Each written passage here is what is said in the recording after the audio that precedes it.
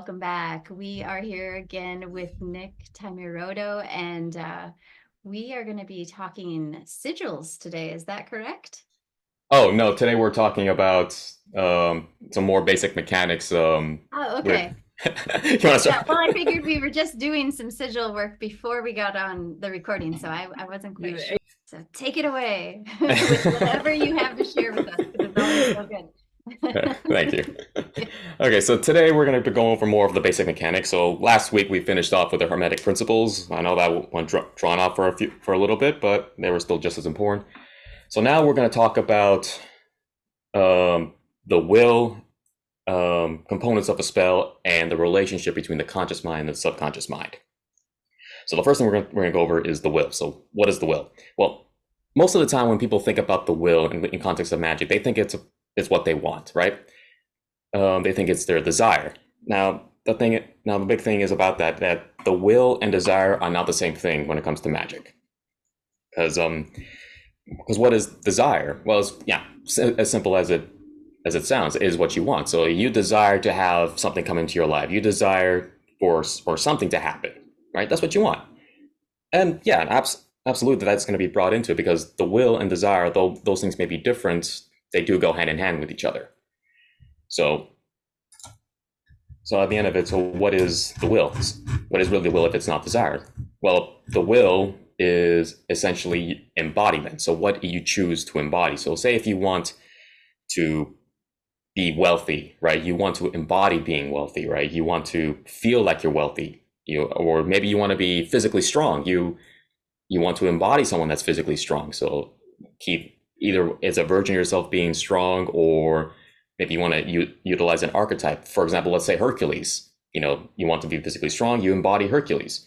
So yeah, your will is your embodiment, and unfortunately, this confusion between will and desire is oftentimes compounded by words such as willpower, as if the will is found in the act of wanting itself. But as I explained, it's not the case, and it's also a reason why we even see things. We talked about a little bit before when it comes to say that even the symbol of the phallus being the director of energy as well. This is another form of the will, being brought into the whole process, because the symbol for embodiment is the erect phallus. When blood rushes into it, it embodies it, makes it unyielding. There's also another reason why you see, like even in orchestras, for example, why the conductor has the little wand when he's conducting the the orchestra, right? Because he's directing how everything goes. And the magic wand too, right? Yeah, the magic wand, the magic staff, right? Hollywood. Yep, Hollywood too. It's everywhere. All right. So that's something important to keep in mind. When you want to utilize your will, you have to remember it's not necessarily what you want. I mean, what you want will determine what your will is, but it's important to remember that your will is what you embody. So if you want to will yourself being, like I mentioned before, whatever it is you want to will yourself being or will something, you have to embody. You have to put yourself in that position, which is why one of the important skills that you will need as a magician is visualization. But of course, it's not just visualizing visually, it's also feeling it too, right? You have to, if you want to feel like you're strong, you got to feel like in every sense of the word. Like imagine yourself lifting up heavy things. You imagine yourself being able to, either break something apart easy with no effort, or looking strong. Like imagine yourself with bigger muscles. Now, every aspect as well, like, using your imagination to its fullest. If you want to be wealthy, imagine yourself holding a large stack of bills, or maybe a lot of gold. Like you can feel it, you can see it, you can smell it, you can taste it, all that stuff. So that's essentially the will. So next we're going to go over is the components of a spell. So this is going to sound, and actually this is also going to even be thing with the conscious mind and subconscious mind. And some of these things I'm pretty sure we've already mentioned sometime in a previous episode. So the components of a spell. So the components of a spell is going to comprise of two parts. It's going to comprise of force and form. If you remember from one of the Hermetic laws, the laws of gender, this is going to be reminiscent of that as well. So what is form? So form is pretty much the logical steps of a spell, right? So form is what correspondence we use. What is the protocol itself, right? It's the logic, it's the masculine aspect. It's the what's directing the energy. What is it trying to get it to do? What's the lens that you're trying to focus that one light through? So you're putting out red lens or white lens, a blue lens, a purple lens, that's the form, right? It's the steps. Whereas the next part is force. Force is the emotional side, so the feminine aspect. So that's the part where you're visualizing, you're feeling whatever it is you're feeling, whether it's happiness, whether it's reverence, whether it's or even anger, whether it's sadness. You get the picture. So that'll be force. So you need to utilize both of these together. And it's also important to understand that, and this can be a very common mistake where so many people get so hyper focused on the form that they forget to use force. Like they're always trying to making sure, did I say the right words? Did I follow the right steps? And they get so caught up in that they forget to use force. It's like, even for those of you who watch, say, Star Wars, what does Obi-Wan tell Luke Skywalker to use? To use the force, right? So you have to remember to put in the emotion. Don't get too caught up in form that you forget to use force. Now, of course, depending on the ritual you're doing, some rituals out there do require strict form, where if you so much as miss a step or accidentally do something you're not supposed to, yes, it is possible that you could accidentally mess up the ritual. However, for the most part, if it's like any other ritual, something basic as a simple candle spell or maybe a simple sigil, whatever it is, you don't have to worry too much about form. Yes, there is some form involved, so there's only only so much you can deviate. But as long as you have the emotion that belief that like it's still good, it still worked, then that should be more than enough. At worst, it may be slightly off, something less may come out a little bit diminished. That's at worst. But as long as you get most of it right, it should still work for you. Like I can speak from my own experience. I remember when I started incorporating the lesser banishing ritual of the pentagram, which we will definitely go over in a future episode. I remember in the beginning when I was still reading through it, I still had like a book in front of me, reading through step by step, going through the whole ritual. And after I felt like, oh, hey, I have this memorized, I don't need the book anymore in front of me. I can just do it all by heart. All right. And so, which I was doing the ritual, and even then, I was still feeling effects from it. I was still feeling, positive changes coming into my life. Oh man, this ritual's great. And at one point later, I decided to bust open the book again because I wanted to write it down in a documented format. Only to I realized, wait a second, I was doing part of the ritual wrong. Instead of doing this, I was doing that. So even if you get some step wrong, don't worry about it too much, because if you put in, the emotional charge that you messed up, it's not going to work, you will kill your own spell. So, so yeah. Anyway, so that's the big important thing of any kind of spell. So the same thing applies to whether it's high ceremony magic, low folk magic, voodoo. Take your pick. All these things incorporate these two aspects. So the next part that we're going to talk about is the conscious mind and the subconscious mind. So once again, similar to the law of gender as well. So we have the conscious mind, right? So this is going to be the logical, conscious, aware, decision making, or ideally this would be the decision making. Masculine left brain side of the mind, right? So like with the law of gender, that's the masculine aspect, right? And like we talked about before, in order to bring something into existence, we need to utilize both. Now, oftentimes, when it comes to the subconscious mind and the conscious mind, it's not even just our own conscious mind that can imprint on our subconscious. Even external factors can affect this, right? Ideally, when it comes to being a magician, you want to make sure that the only instruction that your subconscious is receiving is from your conscious mind, which is why we guard the gates of our mind. So yeah, the conscious mind, that's the one that's giving off the impression. Next, we have the subconscious mind. Now, the subconscious mind is, the other side. It's the feminine aspect, it's the emotions, it's our habits, it's the parts that we're unaware of. It's handling all the background stuff in our lives that we don't have to be consciously be aware of. Right? And of course, this is also our connection to the divine. This is why oftentimes, as we talked about before, why the feminine is the one has that connection to the divine. Right? So this is the aspect that does all the magic, that actually does the work, that carries it out. But of course, the subconscious mind doesn't have the ability to reject. It doesn't have the ability to discern what is something it should do, something it shouldn't do, unless of course is received an instruction prior to it. So really, when it comes to doing ritual and all these protocols and all these fancy things, the whole point of it is to have the conscious mind create an impression on the subconscious mind, right? So at the end of the day, when we do ritual, our conscious mind is the one that's impressing our subconscious mind in order to carry out. So when we bring both of these together, so masculine, feminine, when they're brought together, then they create heaven, or, I say heaven, but more so the desired outcome.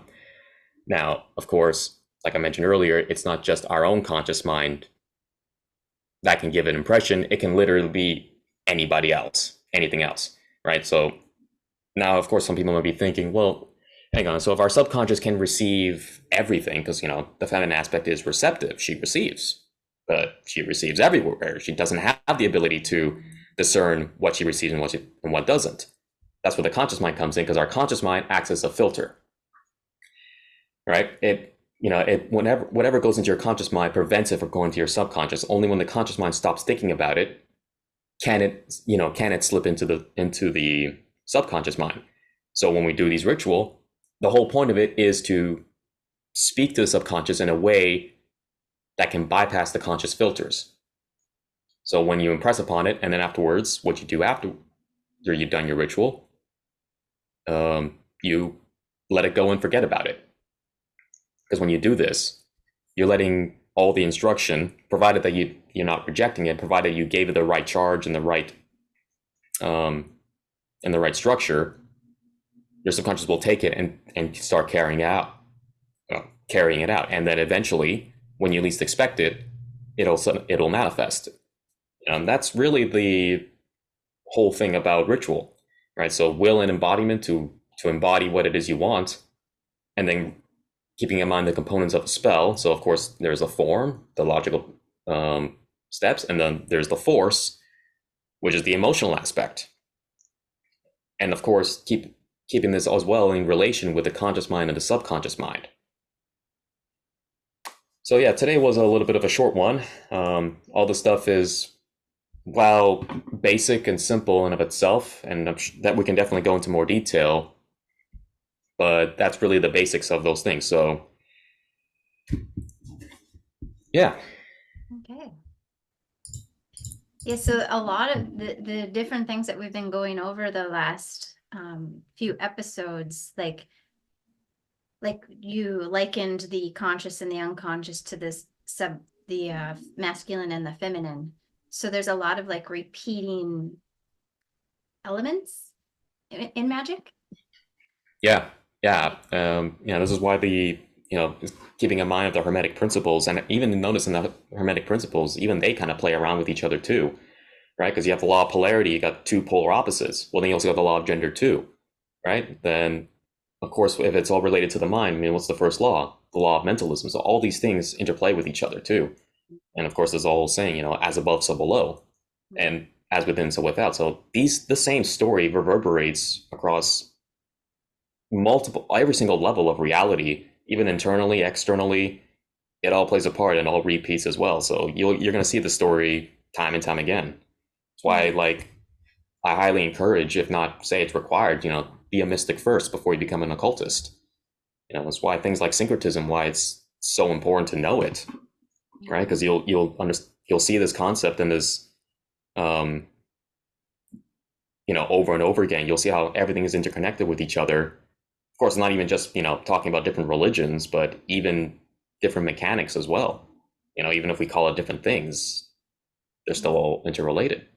And of course, these things also reverberate, externally too, as we talked about in the law of gender as well. Even like relationships and societies as well, it reverberates even there too. When these mechanics are followed properly, things work harmoniously. When they're not respected, that's when things start going on a downward spiral. Mm-hmm. Okay. Another thing that was like in my mind when you were speaking on how the conscious mind, the masculine mind, once that forgets about whatever it is, then will it always go into the subconscious? Yeah, it may depend, because like your subconscious has to be able to be impressed by it. So like it's not necessarily like always the subconscious is gonna take it and necessarily do something with it. That's why we go through this grand ritual, why we really put our emotions into it, because we're trying to tell the subconscious, hey, pay attention to this. This is important, right? So when we use, say, a symbol, let's just say we're using the symbol of Jupiter as well. That's significant because, of course, Jupiter's a big thing, right? Even if we're not consciously aware of it, but most likely anyone watching this is probably already going to be aware of it anyway. Even if our conscious awareness is not, because of this universal symbolism, our subconscious is going to recognize it and accept it, provided it also has another emotional force attached to it. So there's a lot of components that go into it, that work all together to create that significance. And also, like, same thing, like when we do ritual, when we're in the dark, we put on a hood if you decide to do that, or we put on robes, use ritual implements like an afame, a staff, a magic wand. Maybe we want to use a certain crystal. Maybe we want to, use incense, a certain colored candle. All these things, we bring it together to impress upon that. Which is why sometimes, like, sometimes we can think something passively and again it still happen, right? Because that can be for any number of reasons. Well, everyone's mental architecture can be a little bit differently. Some people can be very suggestible, which they can bring things very easily into their lives. But of course, it's a double-edged sword, because just as much as they can bring in good things, bad things can also slip in. And of course, those who are not so easily suggestible, granted, they may not be able to bring in good things very easily, but same vein, not a lot of bad things can slip in either. Now, of course, that's not necessarily an absolute, because things it's going to be different for each individual, right? Which is why it's important to have a good practice to train yourself properly, to develop that mental architecture in your own mind, to develop that relationship, that communication system with your subconscious, right? To be able to talk to it. And of course, that's going to be like a very personal thing for each individual, right? Like there's not necessarily a blanket way. Well, it kind of is, but the specifics are going to be down to the individual, right? And you only figure that out when you actually do it. Right. Yeah. Yeah. Anything come to your mind? Nope, not yet. Okay. Yeah. Yeah. Yeah, like. Well, I am curious about if you're playing something at night, like those manifesting abundant videos where they repeat the same thing over and you're sleeping. Mm-hmm. You think those would work? Absolutely. Yeah. Subliminal programming is absolutely a big thing that can be used. So if you want to listen to, those videos you mentioned. Affirmations. Yeah, affirmations. I don't know how I forgot that word. Yeah, so affirmations, absolutely. All right, and we can even come up with our own affirmations too. All right. Well, we can definitely go more about this when it comes to self-imposed curses or self-imposed blessings. But yes, affirmations are absolutely one big way to get things into your subconscious, especially leaving them overnight. As long as your conscious mind is not aware of them, then then yeah, it will go straight into your subconscious. So like even if so like you hear like a big sound like a waterfall sound, but like in the background, yeah, there's a message repeating. Of course, you may not consciously be aware of it, but your subconscious will still see it. Like your subconscious is the all-seeing eye; it sees everything that you. And so even if you don't consciously register it, it'll see something. Hmm. Yeah, and also this also speaks about the another thing as well. When I mentioned before, when you have to forget about something, when you have to let it go, when we do this ritual, the whole point of it is to get it out of your conscious mind, right? After you're done with it. Okay. Yeah.